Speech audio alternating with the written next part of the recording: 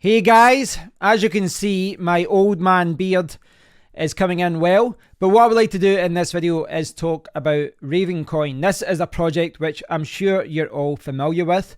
There was rumours about the project in late 2017, but the official launch was early 2018. I mined it for the first month or so, I think, when it was out. And yeah, it was a very popular coin, and it continues to be a very popular coin. They made a very big impression in the cryptocurrency community because they did something, I don't know if you want to use the word groundbreaking, but it kind of was at the time. They designed an algorithm that cycled through 16 different algorithms. X16R was the name of it, and it was designed to tackle ASIC mining machines, to stop ASIC mining machines from mining their coin.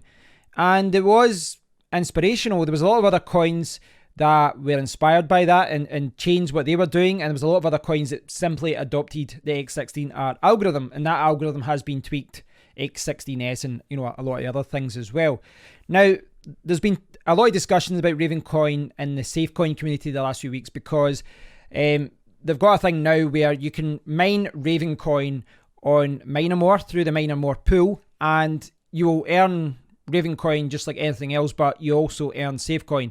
So it's quite a good deal. It's bringing a lot of people from the SafeCoin from the Ravencoin community into the SafeCoin community because, well, of course, free coins. Who doesn't want that? But yeah, there's a lot of obviously people in the SafeCoin community that are revisiting Ravencoin as well. Ravencoin continues to be an amazing project. You can see the official website there. I'll leave information about this here. I'll leave a link to this article, leave a link to how you set it up. Essentially, what you have to do is set up a SafeNode wallet, the SafeNodes wallet, and then you get your information and you mine through Minemore. But that's not what I want to talk about. What I want to talk about, the main focus here, is Ravencoin, because they actually forked yesterday. They forked to a different algorithm, and that's the reason why there's been a lot of discussions, because the SafeCoin community, the SafeCoin project, designed the feature where you can get free coins, free SafeCoin if you mine to it. But there was a lot of development with that, and then they've went to a different algorithm. So there's been a lot of, well, they've obviously had to change a lot of things for that. But Ravencoin continues to tackle ASIC miners. That's why this fork is here. That's why they're doing it. Now, I've tackled this subject a lot in the past, and in 2017, 2018.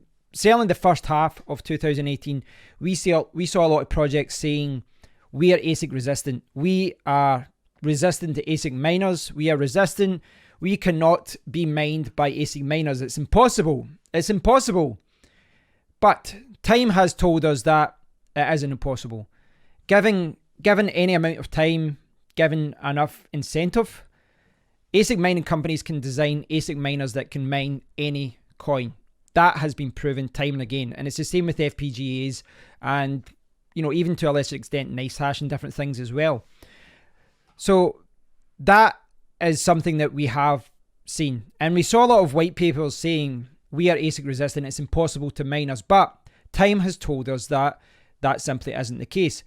So what we saw in kind of mid 2018 to late 2018, last year, we saw a lot of projects where their whole ethos, their whole goal was to be ASIC resistant, and it was something that they were very proud of. They're using their tagline, they're using their marketing material, and yet when ASIC mining machines came out that could mine their algorithm, that could take over, all the mining power, and it shifted it from, say, 80-90% of people mining using GPUs, or more than that. Now all of a sudden it was 5%, and 95% was being mined with ASIC miners. When that happened, a lot of these projects, they did nothing. Absolutely nothing. They didn't want to change algorithm. They didn't want the hassle. They didn't want all the extra work that is necessary to actually be ASIC resistant. And as a reminder that being ASIC resistant isn't just about the hardware side of things. It's not just about the algorithm. It's about what you will do. Monero, for example, they did fork. They said, no, we are ASIC resistant. We are forking. A lot of other coins did not. Now, I don't want to go back into that. I've did videos about that in the past, but it is important to remember there's a lot of projects out there. They're saying they're ASIC resistant. They're saying FPGA resistant. They're saying they're nice hash resistant, etc. But that might be true when they write that. But at any given moment in the future, that may change. And then it comes down to, well, do you want to still be ASIC resistant? Are you willing to change? Ravencoin has proven time and time again that they will fight ASIC mining machines, and that's why they are forking again. That is why they're doing it. And kudos to them, because it's a lot of hard work. It is a lot of hard work. And we saw a lot of other coins and a lot of other projects last year. They did not want that work. They just gave in and said, no, we're thinking about it. We're looking at different strategies. All the while, all the people that mined the coin for 2 years, 3 years, using GPUs, they got screwed. They got screwed effectively. And, this whole debate, I mean, it kind of raises issues with centralization and all that. And that's a whole different topic again, I guess. I don't want to delve into that too deep, but I think that we have seen that if you want to be an ASIC resistant coin, an ASIC resistant cryptocurrency project, then you have to change. You have to be willing to make these hard changes. And that is why I'm going to jump over to the browser, because I'll leave links to these again. As I said, this is the miner pool. I'm going to go back to this in a second, right? This is the miner more mining pool, and they've actually got a really good explanation about what's going on here. So I'm going to refer back to that. But this is the Ravencoin website, is their official website. And looking at it, you wouldn't really know that there was a fork there, apart from the bit that says critical wallet update to version 2.51 before October 1st. So that was, this is obviously referencing changes that were necessary for the fork. Now, if you go to the Twitter page, some of the latest comments, some of the latest tweets here, I'll scroll down here. So obviously there's a lot of information about that. If I go down, October 1st, nothing's official. Where is it? There's something here. Ready. There is some information here about the fork being successful. Where is it? There it's here. Hard fork upgrade successful. The network appears stable. Block time should be back to normal in a few hours. Turn on your GPUs. Time to mine. And yeah, you've got everyone mining there. Break ASICs. That was a tweet there.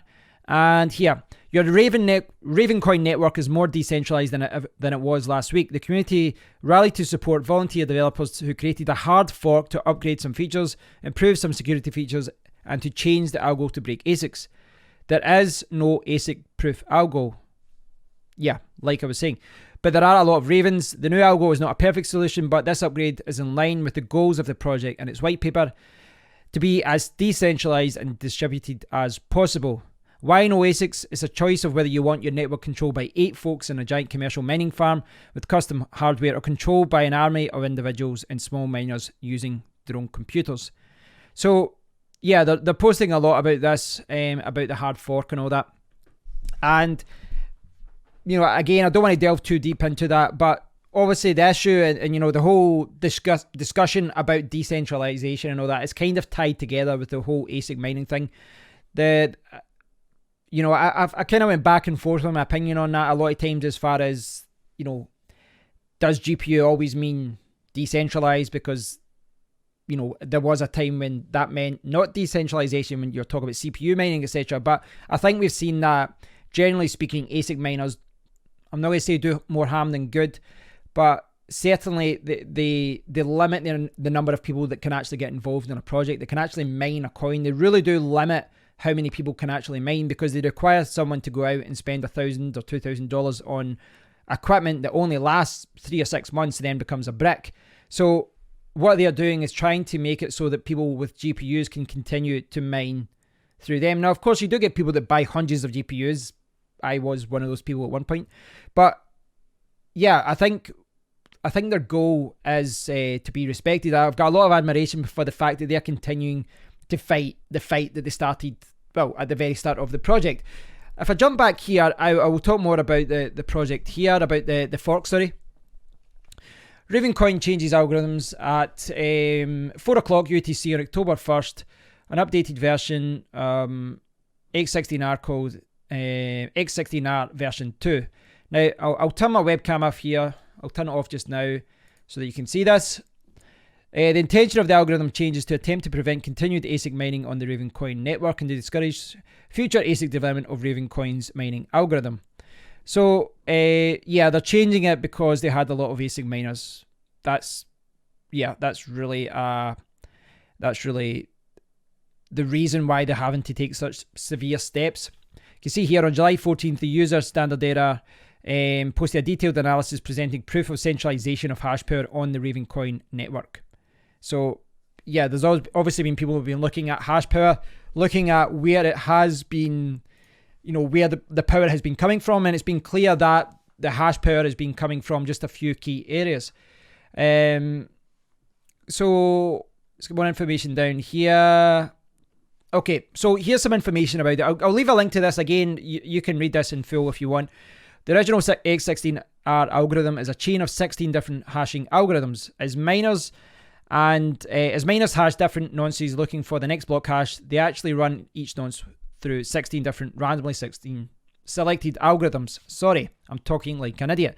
The determination of which 16 algorithms to use is determined by the last 16 nibbles of the previous block hash. Version 2 is extended to include an additional algorithm called Tiger 192 to be added before 3 of the 16 algos.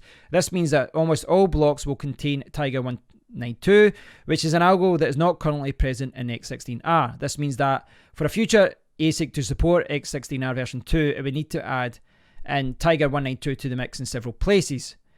It was chosen because it was relatively easy to integrate and it's been successfully used in X21S, which is the algorithm that was developed for Ravecoin. Version 2 was developed by Blonde Frogs and Trez. The full source code is available in Tracy's GitHub. So what I like about this, right, and it might be some things that a lot of people don't like about the change. Whenever you fork, whenever you force people to download new wallets, people aren't happy. But what I do like about this whole fork and the whole way that Ravencoin is approaching this is that they are recognizing that this is, they're kind of hinting at the fact that this is not permanent. They are saying, and I know this is on the MinerWar website, but they're just paraphrasing what Ravencoin has said, but they are just pointing out that ASICs will have to make several changes in order to do this, in order to mine version 2. They will have to make significant changes. Now, the way they're presenting this here is that, yes, technically ASIC miners can do that, but they're going to have to make a lot of changes. But I think what Ravencoin has shown is that this is what is necessary. This is what is necessary. If you want to tackle miners, this is what you have to do. You have to tweak things. You have to change things. And it's a game of cat and mouse. At one point, if there's enough people still mining on this algorithm, if enough people are making money through version 2 of X16R, then someone will release an ASIC miner.